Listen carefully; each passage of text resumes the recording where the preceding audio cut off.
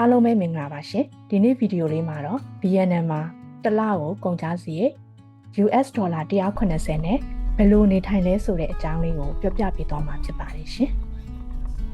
အလုံးမလုံးဖဲနေထိုင်ခြင်းသူတွေအတွက်တက်တာတဲ့ဘတ်ဂျက်နဲ့နေထိုင်နိုင်မဲ့နည်းလမ်းလေးတွေပါရှင်ကျမကတော့တယောက်တည်းအခန်းငှားတာတဲ့အခန်းပေါ်နဲ့နေရတာကိုပိုကြိုက်ပါတယ်ရှင်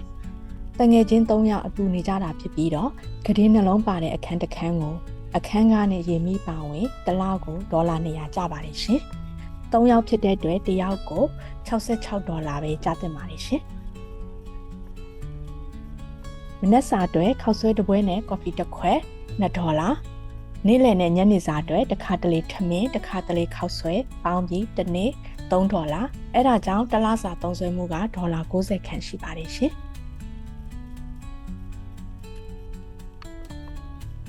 ရေတန့်အတွက်တစ်လကို2ဒေါ်လာသုံးပါတယ်ရှင်ဘတ်စ်လည်းတစ်ခါတလေပဲစီးပါတယ်ရှင်မြို့ထဲဒါမှမဟုတ်မန်နီအိတ်ချင်းသွားတဲ့အခါဘတ်စ်ကားစီးသွားတဲ့အတွက်အသွားပြန်ကို1ဒေါ်လာတစ်လကို2ကြိမ်ဆိုရင် transportation စရိတ်ကလည်း2ဒေါ်လာပဲကျပါတယ်ရှင်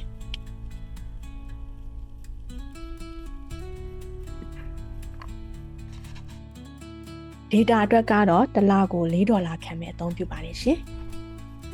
အပြင်ထွက်ချိန်မှာပဲ data သုံးပြီးကျန်တဲ့ချိန်တွေမှာတော့ apartment ရဲ့ wifi ကိုပဲသုံးပါတယ်ရှင်ဒါကြောင့်စုစုပေါင်းတစ်လကုန်ကျစရိတ်ကတော့အခန်းက66ဒေါ်လာစားတောက်စရိတ်ဒေါ်လာ90ရေတန့်2ဒေါ်လာဘတ်2ဒေါ်လာ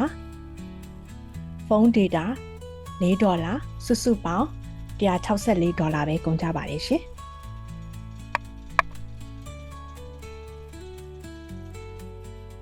အဲ့ဒီမှာဗီဇာတိုးခြင်းဆိုင်ကယ်ဝယ်ခြင်းအပြင်ဆိုင်ထိုင်ခြင်းတွေမပါဝင်ပါဘူးရှင်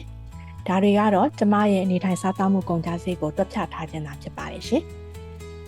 တဦးနဲ့တဦးသုံးစွဲပုံစံမတူတဲ့အတွက်ကုန်ကျစရိတ်အနေနဲ့အများကွာခြားချက်ရှိနိုင်ပါတယ်ရှင်ဒါပေမဲ့